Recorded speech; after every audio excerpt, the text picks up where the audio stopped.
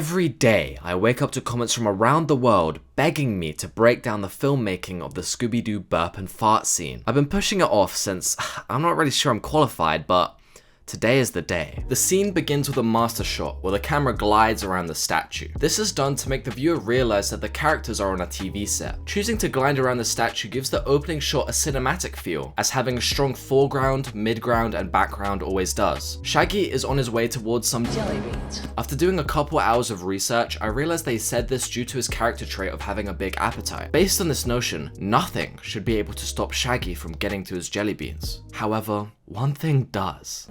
Shaggy stops, laughs, and says, "I'll have whatever he's having." Since they are on a set, he's seemingly playing up to the cameras by referencing a line from hit 80s rom-com When Harry Met Sally. However, this moment is a subversion from the original reference. In case you're unaware, the original scene features the female lead proving to the male lead that she can fake an orgasm really convincingly in a restaurant. This old woman then sarcastically misinterprets all the moaning as just the food being really good. "I'll have what she's having." In Scooby-Doo, Shaggy instead says this after Scooby burps. In many Eastern cultures, burping after a meal is a polite sign that the meal was good, hence why Shaggy wants what Scooby's having. However, since we don't know Shaggy's descent in too much detail, it would be fairer to view his amusement through the Western lens, the lens that would deem him as potentially juvenile. Note how the camera's orbit stops as Shaggy stops, a small thing that shows off how significant Scooby's burp truly was. The camera stops in a wide, with the two characters positioned so that they are symmetrical, opposing each other. This foreshadows their later conflict. Along with this, the shot fully immerses them within the set, potentially a comment on how the characters are performing here. It could also just be a visual reminder that they are on the same page with having this competition. If one was filmed outside of the set while the other inside, it would be a whole different story. But I feel like this positioning was mainly done to mirror the scene before, where Fred and Velma watched tapes filmed on this exact set discussing social etiquette. The irony being that the actions of Scooby and Shaggy here would be impolite. Keep in mind that this scene and this scene take place at the same time right next to each other. This set is the set Scooby and Shaggy are on, and that box is where Fred and Velma are. This visual information creates a dramatic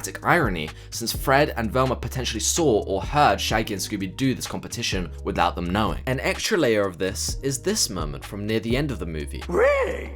That's me! If we enhance the image, we can see that this picture of Scooby was taken on this set, proving that the whole following exchange was being recorded without them knowing. The first sign of the competition comes from Shaggy's initial burp. However, it was done in jest. He goes straight for the jelly beans right after. His back being turned leaves him vulnerable, which proves he sees no threat from the situation. But he is wrong. This is the first cut of the scene, and it's a close-up. Both filmmaking decisions which show off that it's about to go down. "Are you challenging me?"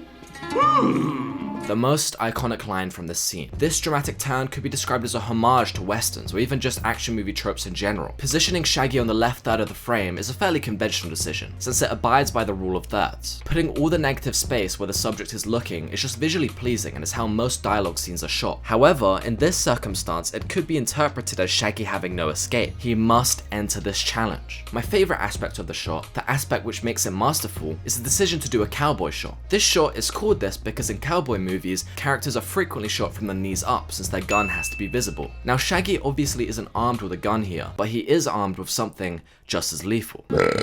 But we're getting ahead of ourselves. This standoff symbolism is emphasized by this sound effect. It's the first piece of non-diegetic sound in the scene. Non-diegetic sound being sound that the characters can't hear. It does have a Western film quality to it, however I would say it's more so meant to represent Shaggy's questioning. Upwards inflections in music often sounds like a question. He approaches the camera to show that he's ready for the challenge, and Scooby bites.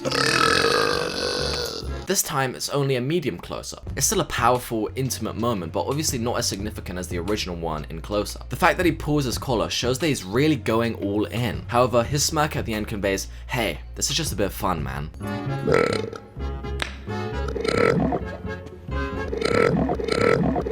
That is just a great bit of sound design to accompany a fun, creative move from Shaggy. Obviously, the medium shot and subtle pans are mainly just to give the viewer a clear view of the movements he's doing. I love this little point he does as well. I love the face animation here. And this is a critical moment in the scene because here is where Scooby steps up the competition by bringing his bows into it. This move from him is sort of like that scene from Indiana Jones where the guy wants to sword fight but Indy just shoots him. Never bring a burp to a fart fight. Pull my finger. Uh-oh, too late.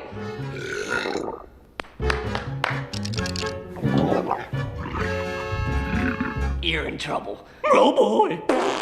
Here we have the longest take of the scene, and it's a great example of less is more. So many filmmakers try to do too much. They try to be maximalist with their cinematography, their editing, their lighting, whatever. But sometimes all you need is a medium shot where the performance speaks for itself. Shaggy's line, "You're in trouble," cuts off the playful music that's been accompanying this competition, which sonically conveys that the fun is over and Scooby should be worried. Also, let's just appreciate the creativity behind the spray can sound and the motorcycle position.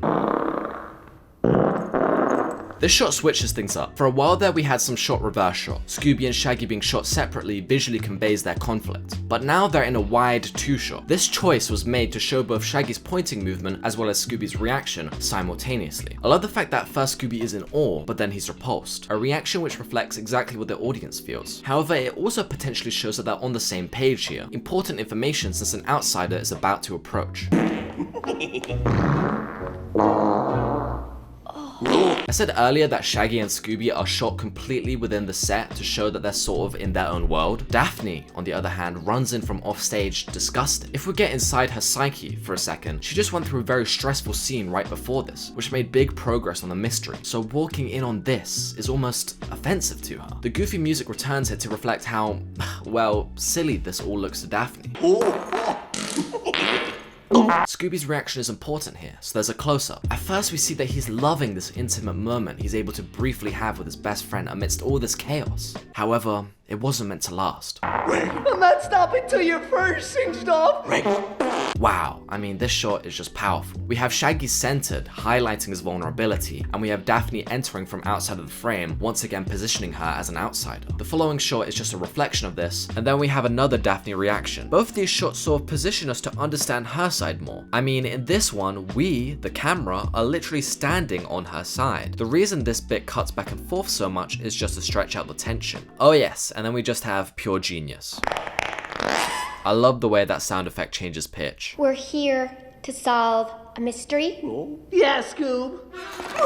On the surface level, this scene is just a device to add a bit of cartoony comedy between two tense scenes, but it's actually much more than that. And the only thing I don't like about it is that it's so obviously Oscar bait. You see, I kind of rushed over that ending because I skipped over one important thing. The reason I skipped over this one thing, this one line, is because it encapsulates the beauty of the scene, and I feel this video must end on it. I'm talking about this line from Shaggy. I'm not stopping till you're first singed off. "I'm not stopping," Shaggy proclaims. Nothing can stop him from having this moment with his friend, with his brother. This is a scene about relationships, loyalty, being there for people you love during the hardest times. Yet Daphne, the cynic, just doesn't get it. The true tragedy of this scene is the fact that she cuts it off, the fact that this can't be the whole movie. I love you, Scoob. I love you too, eh? By the way, I don't find farts funny. Happy April Fool's Day.